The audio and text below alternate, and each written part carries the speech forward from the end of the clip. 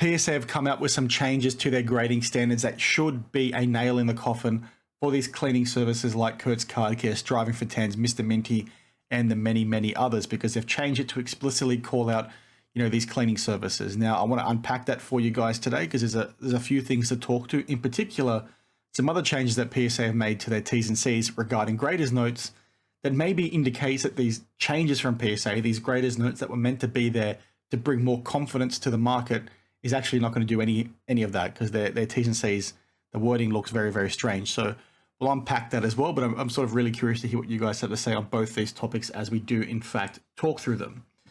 Now, the first thing, like I said, is going to be these changes to PSA's grading standards, in particular when it comes to them rejecting cards for alteration or evidence of cleaning. Now, previously, if a card went in that looked like somebody had cleaned it, either soaked it or removed wax or stains or something along those lines, they'd reject it as an N7 and say evidence of cleaning.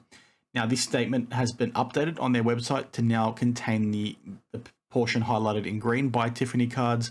And what it does say is, additionally to this, when any foreign substance is applied to the surface of a card, such as a cleaning spray or wax. So if PSA can spot that, they're going to give your card an N7 and reject it for evidence of cleaning. And you would imagine that if it happened consistently, they're going to ban you as a submitter and the like. And this is sort of an interesting one because we've talked in the past whether or not PSA can actually spot this kind of thing. Like, it seems to be all talk from them. And I don't know whether it's actually going to make a meaningful difference or not, because they can't actually spot this based on what we've seen in the past. The only times they've caught some of these cleaners like Kurt and deserialized his cards is when he submitted them, pre and post graded on his page, right? He's basically outed himself and tattled on himself. So, what is PSA sort of doing here? Is this just them trying to save face? Is this just them trying to add it as a deterrent? Or are they actually working on stuff in the background that, will help try to detect this stuff, in the future? And I'm sort of curious what this, actually means, and whether or not they're actually going to start pursuing people legally and all that kind of stuff. But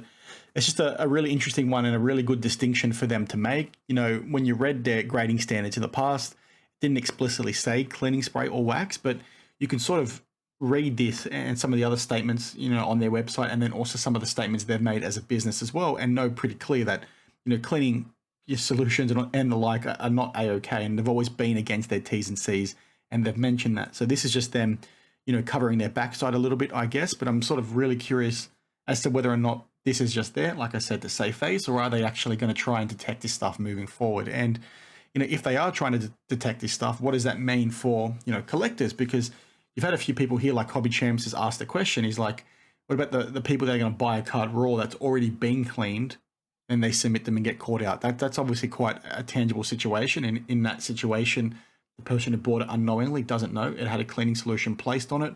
But the one thing I would say to Hobby Champs is that basically, the person cleaning it is probably going to submit it for themselves, right? They're not going to do all the hard work and then you're not try and get the benefits off the back of it. And like I said in my response to him over there, it's no different to situations in the past where somebody's bought, a raw card that has been cleaned or trimmed or altered in some other capacity. So just a pretty interesting one. Yes, I said the word interesting again, but I want to hear what you guys have to say. Do you think this is actually going to, make a meaningful difference to people cleaning cards and the like? Or is this, just PSA saving face? Or do you think this is them, the first steps in trying to make things better for the hobby? Because are they going to start actively trying to detect this stuff in the past? And, again, people will say, well, cleaning's okay because PSA can't spot it. Well, no, it's against their T's and C's in the past. And it's, even more so now because they've made it explicitly clear. But it's just an interesting one because they can't, actually spot it. And I sort of second guess myself on that because SGC Pete, the CEO of SGC, has come out in the past. I think it was when,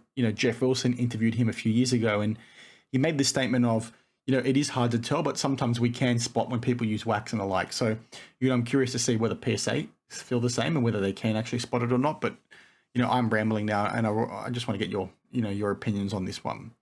Now, this wasn't the only change that PSA made to their standards and their T's and C's, because as Auburn 35 did point out, they've actually made, some changes. We don't know exactly when, but in recent days with their T's and C's specifically for graders notes.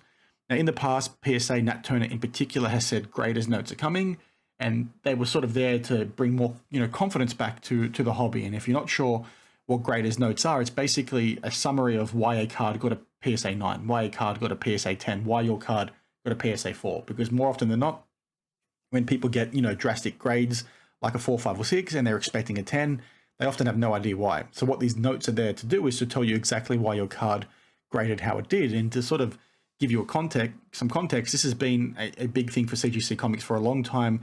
This was previously a paid for service. They've now made it free. I put in, an old cert from a card or a book I used to own, I should say. This is Amazing Spider-Man number 14, the first appearance of the Green Goblin. This is a book I bought in 2014. I sold, 5 or 6 years ago. It's now worth 3 or 4 times the price of what I paid, which is disappointing. But what you can sort of see over here is the graders notes, and they've basically said why this book got a 4.5. It's because the center back cover had a stain, the front cover had a small stain or multiple stains, missing, there's a tear, there's a crease, etc., right?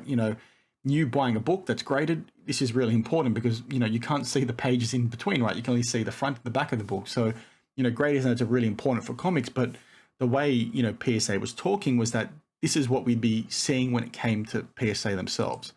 But what you can sort of see by their T's and C's change doesn't give me a whole lot of confidence, because what they say is customer will have no rights to use any of the graders notes except for customer's personal use, and customer may not, whether or not through a third party, directly or indirectly publish, publicly display, recreate, sublicense, or create derivative works from any of the graders notes in any manner whatsoever without the prior written consent of PSA. The rest of that's cut off, but that's what it says.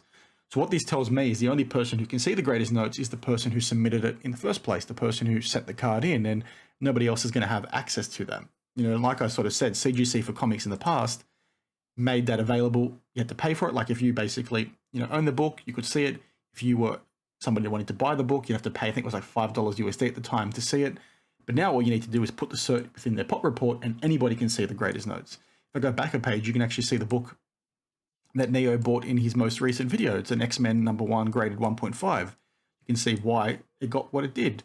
Now, again, these are not super detailed, but the benefit to making them publicly available is that people can make more informed decisions. So when PSA were talking about the fact that graders notes were coming, people got excited because, number one, it gives context to the person who submitted it that's really confused on why it got the grade they did.